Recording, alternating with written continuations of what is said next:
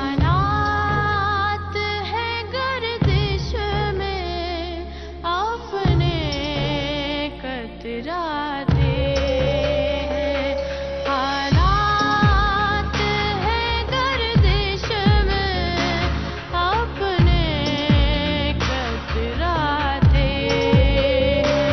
जब धूप की बारिशें हो, जब धूप की बारिश हो, रिश्ते तड़पाते हैं। जमशेद, तुम ठीक हो ना? क्या हुआ फरीदा, तुम परेशान हो?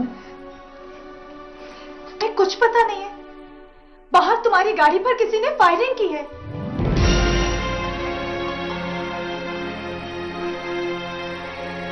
तुम पर कातिलाना हमला किया है जमशेद। तुम फौरन पुलिस को इत्तला करो। तुम्हें किसने बताया? बांग के आया था, यकीनन तारा का खानदान। और कौन हो सकता है? केस अदालत के लिए दरवाजा जरूर खोलें। अपने 5 साल तक के हर बच्चे को हर बार पोलियो के 2 कतरे जरूर पिलवाएं। 20 सितंबर से मुल्क भर में कौमी इंसदादे पोलियो मुहिम का आगाज हो रहा है। मुहिम में 6 माह से 59 माह तक के बच्चों को विटामिन ए की इजाफी खुराक भी दी जाएगी। वालिदैन अपने 5 साल से कम उम्र बच्चों को पोलियो से बचाव के कतरे जरूर पिलवाएं। पोलियो से पाक पाकिस्तान, हर बच्चे के लिए। है, बैंक अकाउंट सील है। पता नहीं इन लोगों को किस बात की तकलीफ है। तुम मेरे साथ अम्मी के घर चलो जमशेद। मैं तुम्हें यहाँ अकेले नहीं रहने दूंगी। हौसला रखो फरीदा, ये जिंदगी के रंग हैं, इतनी जल्दी हौसला नहीं हारते। शुक्र है जमशेद तुम ठीक हो, वरना पता नहीं क्या हो जाता।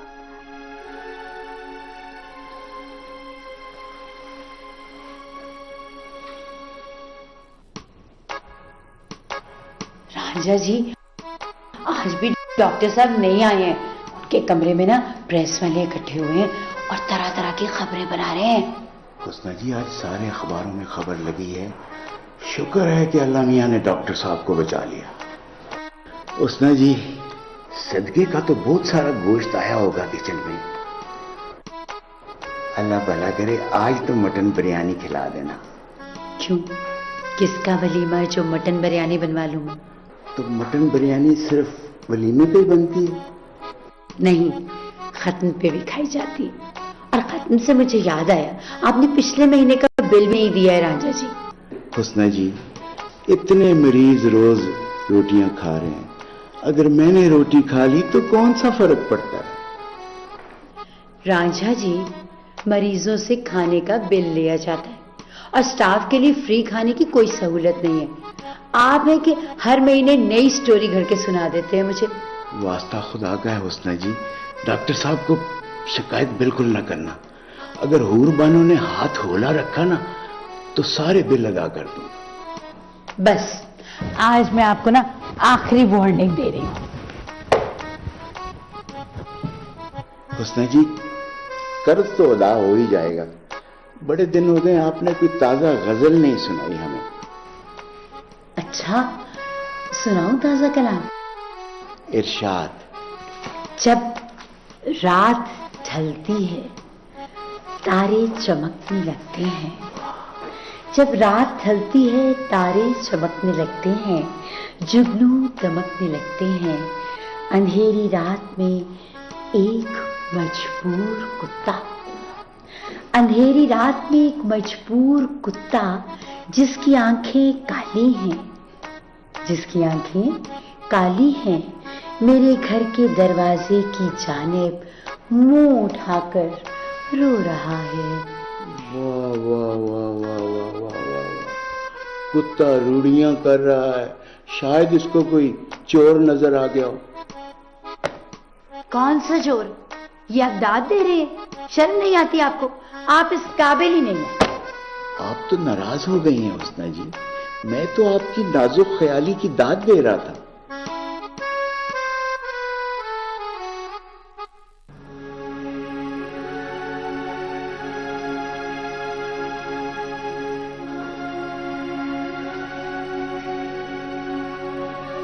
डॉक्टर साहब, आपका क्या ख्याल है, ये किसकी हरकत हो सकती है? देखिए जी, मैं शरीफ आदमी हूं। एक छोटा सा क्लिनिक है मेरा। मेरी भला किसी से क्या दुश्मनी हो सकती है।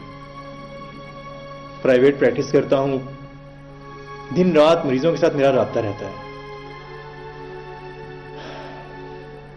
मेरी बीवी की जायदाद का उसके खानदान वालों ने विरासत का दावा किया हुआ है। केस कोर्ट में है और मेरा कोई जाती झगड़ा नहीं है। डॉक्टर साहब, सुना है आपके खानदान वालों ने आप पर केस कर रखे हैं और आपने अपनी बीमार बीवी को यरगमाल बनाकर उनकी जायदाद हथिया ली है और आप अपनी बीवी को खानदान वालों से मिलने भी नहीं देते। मैं जाती सवालों के क्या जवाब दूं आपको? केस अदालत में है, मैं अपनी कोई राय नहीं दे सकता इसके ऊपर। आपने FIR तो दर्ज कराई होगी, उसमें किसी पर शुबा जाहिर किया है आपने? देखें, मैं इस किस्म के इंटरव्यू के मूड में बिल्कुल नहीं हूं। आप मेरे बारे में खबरें जरूर छापें, लेकिन मेरी जाती जिंदगी पे हमले मत करें। मेरे पेशे के तकद्दुस का ही कुछ ख्याल करें। थैंक यू डॉक्टर साहब, फिर मुलाकात होगी आपसे। ठीक है।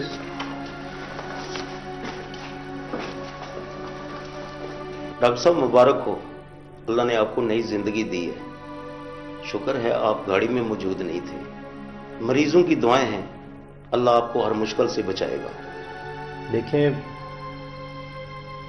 बचाने वाला हाथ हमेशा मारने वाले हाथ से बड़ा होता है। पता नहीं कौन लोग हैं जो आप जैसे शरीफ लोगों के पीछे हाथ धोकर पड़े हुए हैं। आप तो लोगों के मोहसिन हैं। लोग तो आपके लिए झोलियां उठा उठा कर दुआएं करते हैं। आप लोगों का बहुत शुक्रिया कि आप लोग मेरी खैरियत दरियाफ्त करने यहाँ आए। मैं आप सब लोगों का बहुत मशकूर हूँ और मैं उम्मीद करता हूँ कि आप इस केस के हवाले से कोई भी गैर जिम्मेदाराना मालूमात देने से गुरेज करेंगे।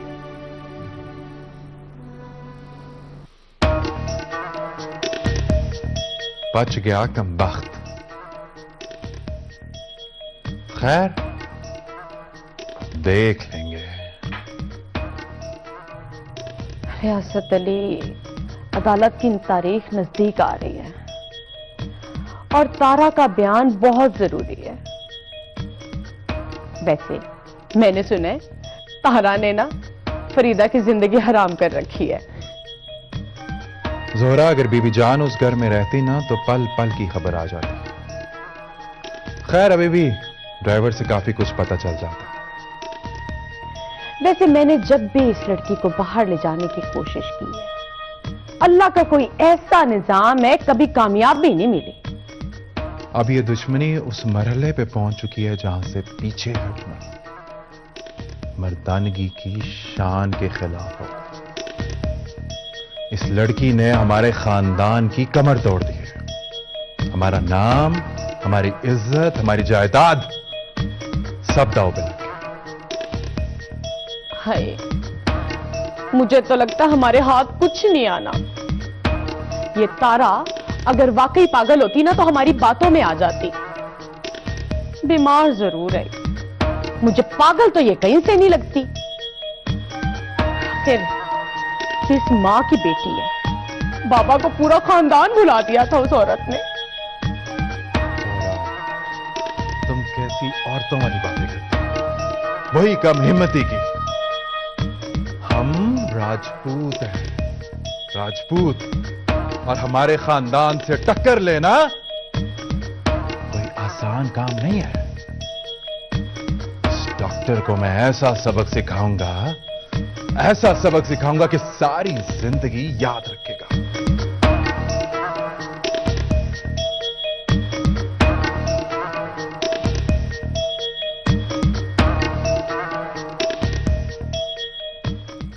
जब धूप की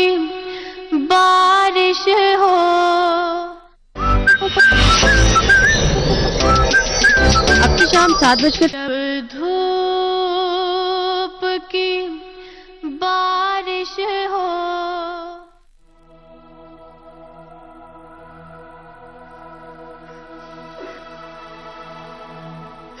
मेरी समझ में ये नहीं आता कि मेरे बच्चे ने किसी का क्या कसूर किया है, क्या बिगाड़ा है। मुझे तो लगता है कोई हाथ धो के पीछे पड़ गया। हमें तो ये शहर क्या बल्कि ये मुल्क ही छोड़ देना चाहिए।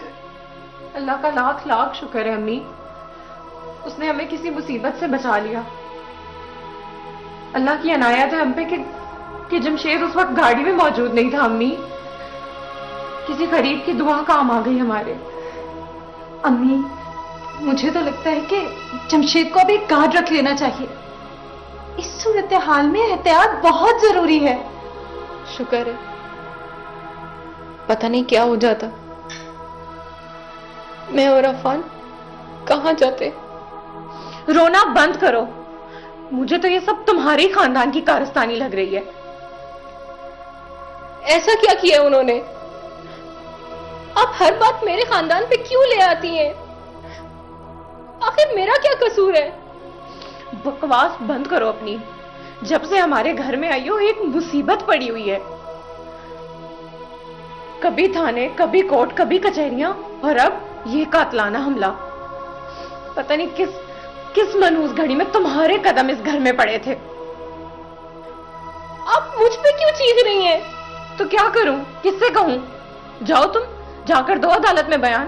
बताओ कि जमशेद को तुम्हारी जायदाद में तो कभी कोई दिलचस्पी थी ही नहीं। वो तो तुम्हारी माँ थी जिसने धोखे से तुम्हें हमारे खानदान में भेजा था। साजदा, ये तुम क्या कह रही हो? इस बेचारी का क्या कसूर है? साजदा, होश की दवा करो। क्या औल फौल बक रही हो? मैं बोलूंगी अम्मी, आप माँ हैं, आपको अपनी औलाद की फिक्र ही नहीं है। फिक्र है तो बस इसकी कि इसके हकूक का तहफ्फुज चाहिए आपको। अम्मी आप बताएं, अगर उस दिन हमले में जमशेद को कुछ हो जाता, अम्मी हमारे पास क्या बचता? हम तो खाली हाथ रह जाते अम्मी। मगर आपको सिर्फ इसके हकूक का तहफ्फुज चाहिए, बस, और कुछ भी नहीं। साजदा, बात को बढ़ाया मत करो। मैं बड़ी नाजुक सूरत हाल से गुजर रही हूँ। हालात दिन ब दिन उलझ रहे हैं। मैं अपने बेटे को लेकर लंदन चली जाऊंगी। नहीं रह सकती मैं इस घर में, नहीं रह सकती। ये सूरत हाल का हल नहीं है। आप हालात को मजीद खराब कर रही हैं। ठीक है, जो ठीक लगता है तुम लोगों को वो करो। एक बात याद रखना, इस घर को तबाह होने से अब कोई नहीं रोक सकता।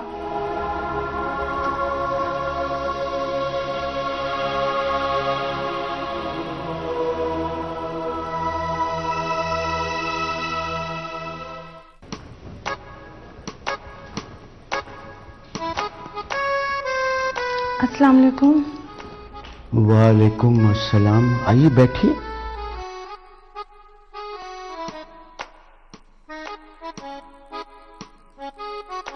क्या शिकायत है बीवी आपको? नींद नहीं आती।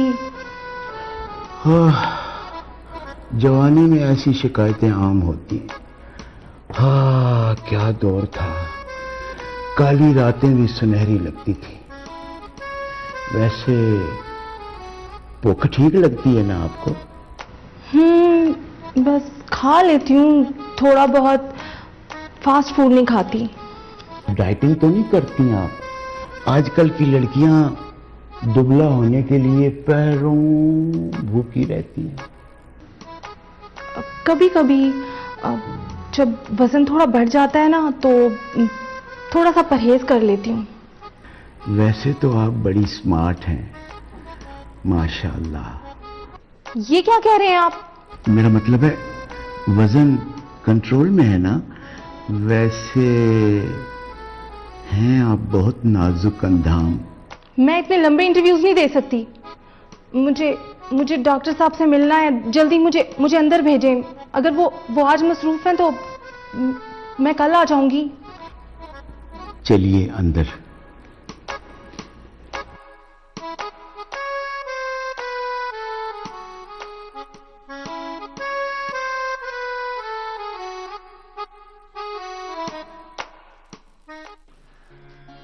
बांके हाँ जी। सब जगह गोश्त बांट दिया? हाँ जी, सब लोग ना मुबारकबाद दे रहे थे और डॉक्टर साहब की ना सेहत और सलामती के लिए दुआएं भी करते थे। मदरसे में देके भिजवा दी थी? हाँ जी, वो तो सुबह हाफिज साहब ले गए थे, बच्चों ने मजा ले लेकर ना वो जर्दा खाया, बड़ा मजेदार था। मामू भी 2 प्लेटें खा गए। और फकीरों में पैसे बांट आया था या सारे अपनी जेब में डाल लिए तूने? अरे नहीं नहीं बाजी जी, ये बात ना करे, एक एक मोहताज और मजदूर के घर जा जाकर ना उनको पैसे देकर आए हूँ। सब लोग डॉक्टर साहब के लिए दुआएं कर रहे थे। डॉक्टर साहब हमारे अच्छे ही बहुत हैं। अच्छा, अब जल्दी से जाओ और चाय बना ला मेरे लिए, और मेरा ड्राइवर आएगा तो गाड़ी में गोश्त भी रखवा देना। अच्छा बाजी जी, चाय पीने के बाद ना मुझे थोड़ा सा ना सबक याद करा देना, वरना फिर मामू से सुनना पड़ेगी मुझे। कितना बोलते हो, जाओ जाके चाय बनाओ मेरे लिए। अच्छा जी।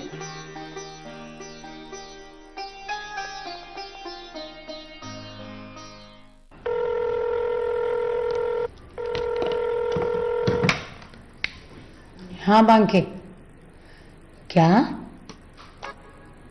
अच्छा रांझा जी, आपने फिर किचन से खाना मंगवाया?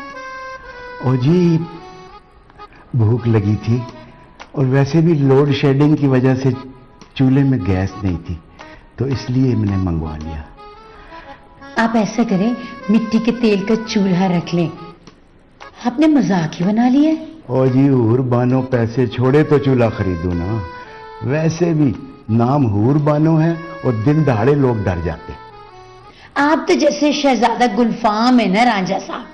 मैं ना आपकी सारी बातें रिकॉर्ड करूंगी और आपकी बेगम को भेजूंगी और उन्हें बताऊंगी कि आप ना किचन से खाना चोरी करके चट कर जाते हैं।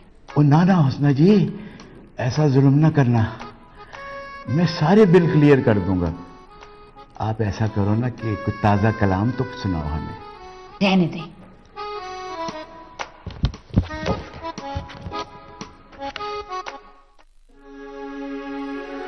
सायरा, सायरा, सायरा। जी आपा। खूब हमारे खानदान को संभाल के रखा तुमने। थाने, कचहरियां, अदालतें और बिलाखिर गोलियां चलवा दी। मैं पूछती हूँ, निकालती क्यों नहीं हो इसे? अब और क्या देखना बाकी रह गया? शुक्र है अल्लाह ने जमशेद की जान बचा ली। आपा, वो बच्चे की माँ है, मैं उसे कहाँ निकाल दूं? बच्चे को कहाँ फेंकवा दूं? आप सूरत हाल की नजाकत को नहीं समझते।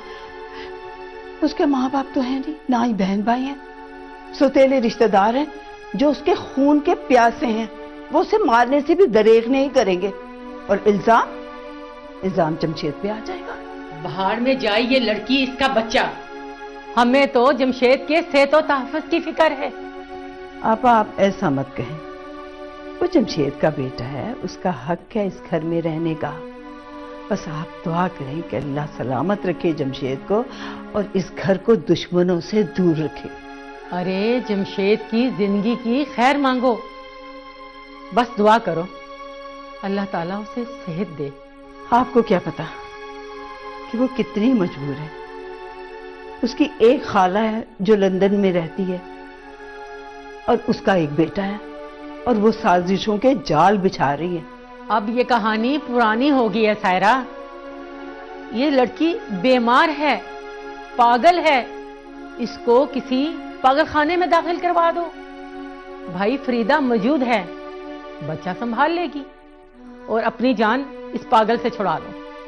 पापा, मैं तो चाहती हूँ ये मुकदमे खारिज हो जाएं और जमशेद इसे लेके अमेरिका चला जाए और वहां जाके अपनी फेलोशिप मुकम्मल करे।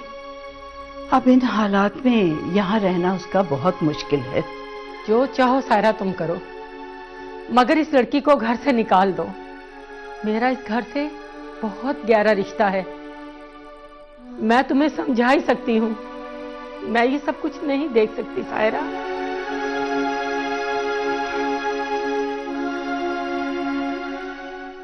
जब धूप की बारिश हो, खैबर पख्तूनख्वा की धूप की बारिश हो,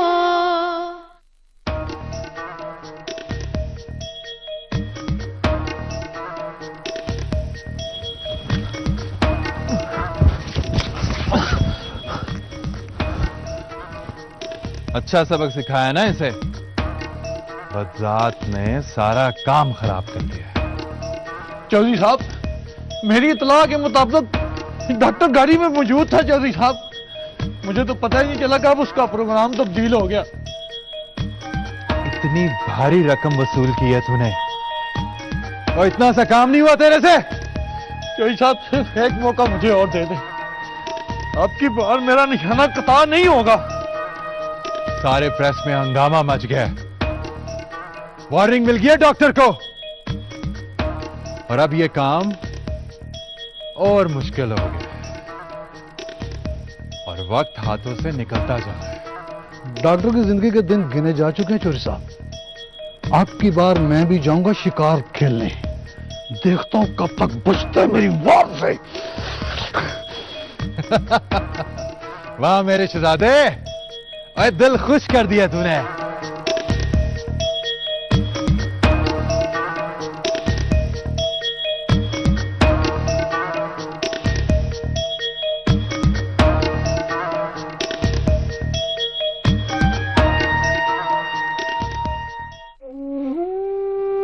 आप कुछ रोज बेड रेस्ट करें।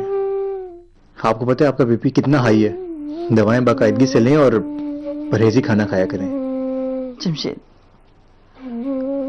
पिछले कई दिनों से मेरे सर में सख्त दर्द है।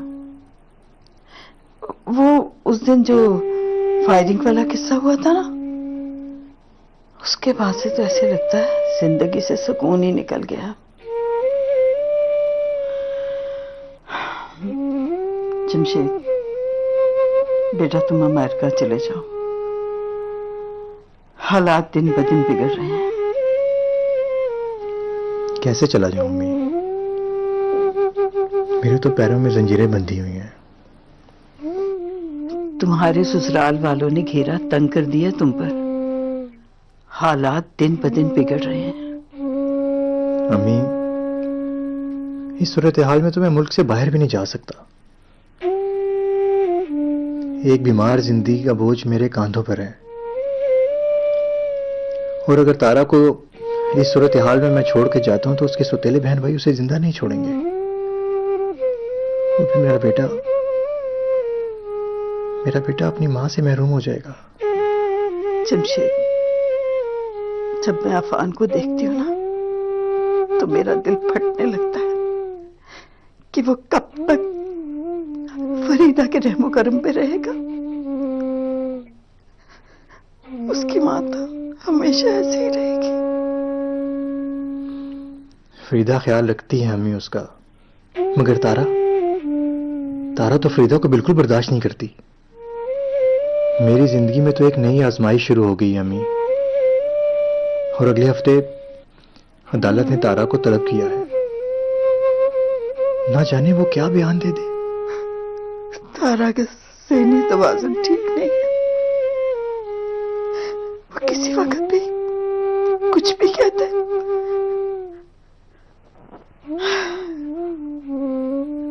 अल्लाह खैर करे।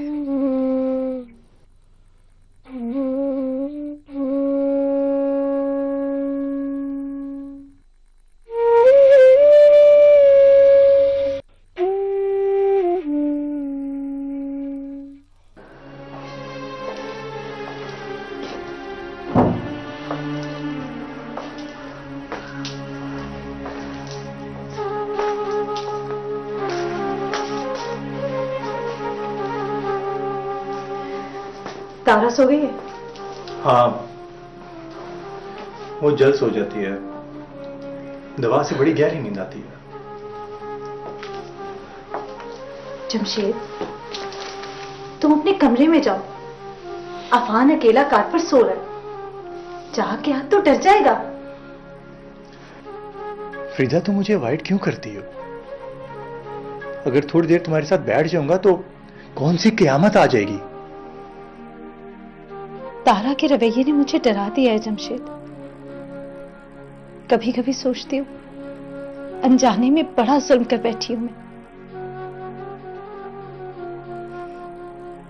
अजीब जिंदगी है मेरी। मेरा अपना कुछ भी नहीं है। ऐसा मत सोचा करो फरीदा। तुम्हारा हक पहले है, तारा का बाद में। ये सब कहने की बातें हैं जमशेद। मैं जब भी अफान को प्यार करती हूँ, तारा गुस्से से देखती है मुझे। कभी कभी मेरा हाथ झटक देती है, और अगर मूड ज्यादा खराब हो तो मुझे कमरे से धक्के देकर बाहर निकाल देती है। फरीदा, वो जहनी तौर पर नापुख्ता है, मूड डिसऑर्डर का मसला है उसे। उसकी बीमारी डॉक्यूमेंटेड है। इस बात को अगर तुम जहन में रखोगी तो तुम्हें बुरा नहीं लगेगा। वो सब तो ठीक है जमशेद, कभी कभी मैं खाली दामन महसूस करती हूँ।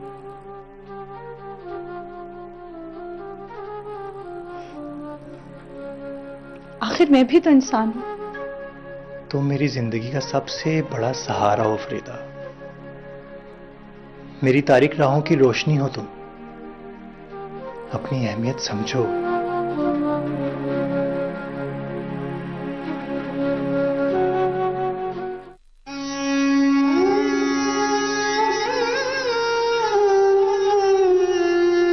कब जा रही हो अदालत?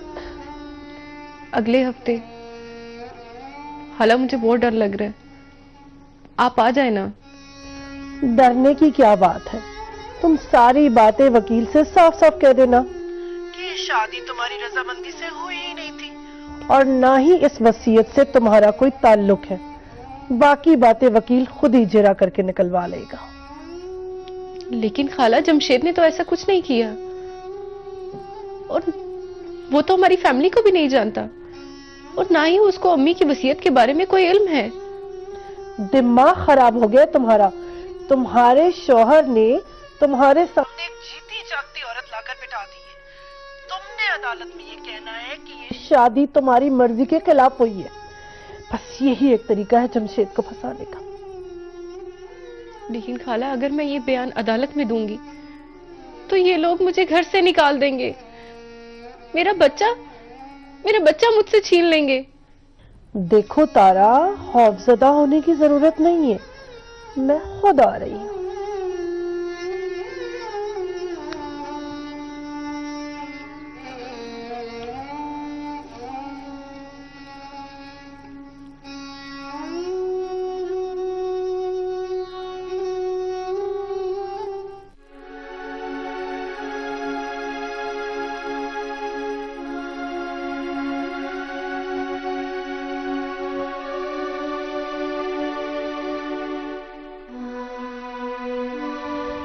तारा, मुझे अफान की वो वेस्ट देना। नहीं, बच्चे को ठंड लग जाएगी, तुम इसे यही पहनाओ। तारा, ये सर्दियों में पहनने वाले कपड़े हैं, और आजकल तो गर्मी है। मैंने कह दिया ना, मैं यही पहनाऊंगी। क्या हो गया तारा? होश में तो हो तुम? खबरदार जो मुझसे बदतमीजी की, मैं तुम्हारा सर फोड़ दूंगी। तारा, अब मैं और बर्दाश्त नहीं कर सकती। ठहरो जरा। ये क्या हो रहा है? ये क्या बदतमीजी है? अम्मी, ये मेरी हर बात पे दखल देती है। ये मेरा बेटा है, इसका क्या मतलब बनता है? अम्मी, आप अफान के लिए को मेड रख ले। मैं इस सूरत हाल से तंग आ चुकी हूँ।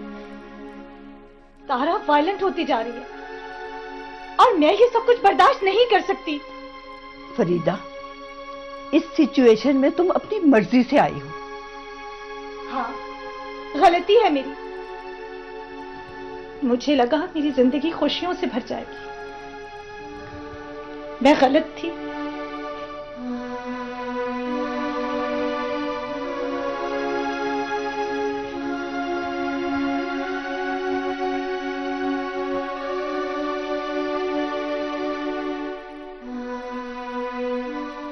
जब धूप की बारिश हो,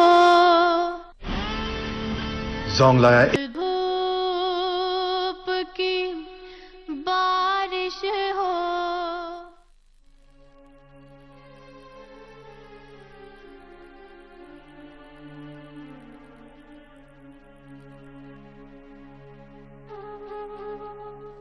फरीदा, मैं कुछ दिन से नोटिस कर रहा हूं कि तुम ज़हनी कर्ब का शिकार हो रही हो। खाना भी ठीक से नहीं खा रही, आंखों के नीचे हल्के पड़ गए हैं तुम्हें। क्या बात है फरीदा? मेरी जिंदगी अजीब से मकाम पर आकर रुक गई है जमशेद। मैं यही सोचती रहती हूँ, मेरा तुम्हारी जिंदगी में आखिर क्या मकाम है? मैंने तुम्हारे और तारा के रिश्ते को अंडर एस्टिमेट किया था जमशेद। तारा तुम्हारी जिंदगी की हकीकत है और मैं महज एक ख्वाब, सिर्फ शराब। मैं तुम्हारे सहारे के बिना नहीं रह सकता। तारा एक बहुत बड़ी आजमाइश है मेरे लिए। मुझे तुम्हारे सहारे की जरूरत है फरीदा। मैं एक औरत हूं जमशेद, मुझे अपनी हैसियत, अपने मकाम का इदराक है। मैं सारी जिंदगी एक फालतू पुर्जे की तरह नहीं गुजार सकती। ये बात सच है, मर्द की जिंदगी औलाद के बगैर नामुकम्मल है। शादीशुदा जिंदगी की सबसे मजबूत अकाई औलाद है। और मेरी बदकिस्मती, मैंने तुमसे शादी करते हुए इन तमाम तर हकीकतों को नजरअंदाज किया जमशेद। फरीदा, तुम मेरी जिंदगी की मजबूत बुनियाद हो, एक मोतबर हवाला हो मेरे वजूद का। तुम ही से मेरी जिंदगी है, खुशी है, तुम्हारे दम से ही आगाही है। आइंदा प्लीज ऐसी बात मत करना। मैं तुम्हारे सहारे जी रहा हूं।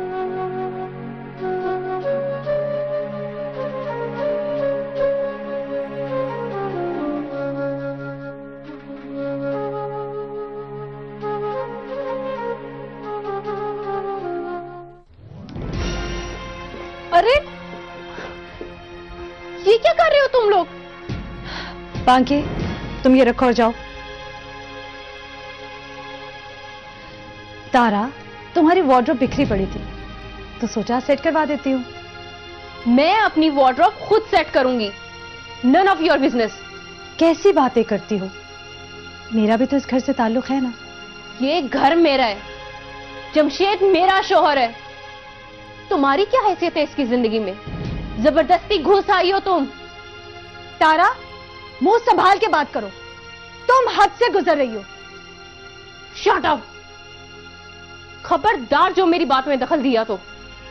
पता नहीं क्या हो गया तुम्हें, हर वक्त चीखती रहती हो।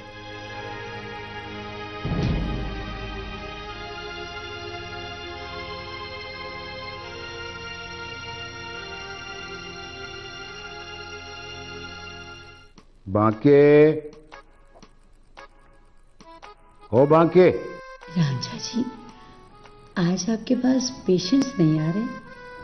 अभी अभी पेशेंट खत्म हुए हैं हुस्ना जी। ऐसे एक बात है, इंटरव्यू आप कमाल का करते हैं। मुझे तो हैरत है, आपको आज तक मार क्यों नहीं पड़ी? नवाजिश करम, शुक्रिया, मेहरबानी। मुझे बख्श दी आपने जिंदगानी, और हमेशा सलामत रहे आपकी नानी। आप चाय कैंटीन से मंगवा लिया करें, डॉक्टर साहब के घर से चाय नहीं आएगी। क्यों, नौकर सारे भाग गए? नौकर नहीं भाग गए, डॉक्टर साहब की बेगम घर से वो छोड़ के चली गई घर। वो तेरा भला हुए। ओए, ये तो पुरानी खबर है, कोई नई खबर सुना। सुना है कि उनकी पागल बीवी ने दूसरी बीवी को मारा पीटा था। बांके, फजूल इधर उधर की जो अफवाहें हैं ना, वो ना उड़ाया करो। डॉक्टर साहब के कान में बात पड़ गई ना तो नई मुसीबत नाजिल हो जाएगी। खुद दिमाग के डॉक्टर हैं और शादी कर लिए एक पागल औरत से। राजा साहब, आस्ता बोलें, किसी ने सुन लिया ना तो क़यामत आ जाएगी। आपकी तो पहले कोई इज्जत नहीं है, कहीं मुझे भी ना बेइज्जत करवा देना ना। निकल जी, निकल जी, निकल।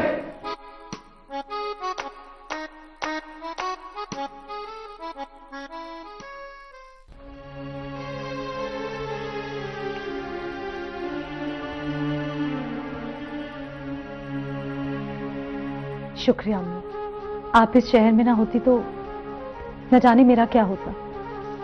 फरीदा बेटा, मैंने तुम्हें बहुत रोका। एक शादीशुदा मर्द कभी अच्छा शौहर साबित हो ही नहीं सकता, हमेशा बटी हुई जिंदगी गुजारता है।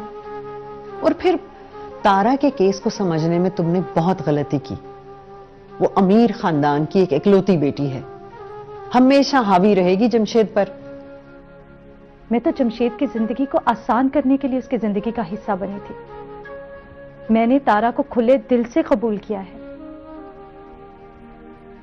अजीब लड़की है वो, प्यार को नहीं समझती। उसकी सोच का अंदाज ही मुख्तलिफ है बेटा। उसकी मां ने उसे सारी दुनिया से छुपाकर बचाकर पाला। उसे तो रिश्तों की पहचान ही नहीं है। मोहब्बत, प्यार, तहफ्फुज, अखलाक, वो इन सब जज्बात से लाताल्लुक है। मैंने तो जमशेद की मोहब्बत में ये बाजी खेली थी अम्मी। पता नहीं मेरे मुकद्दर इतने बुरे क्यों हैं। बेटा, मेरा तो ख्याल है कि तुम घर छोड़कर मेरे पास आ जाओ। हम ये घर छोड़कर कनाडा चले जाएंगे। बेटा, अब मेरा भी बेटे के बगैर रहना बहुत मुश्किल है। ये आप क्या कह रही हैं? मैं एक बार फिर अपना घर उजाड़ दूं? फरीदा, शायद तुम्हारी किस्मत में यही लिखा है। हालात बहुत गलत समत में जा रहे हैं।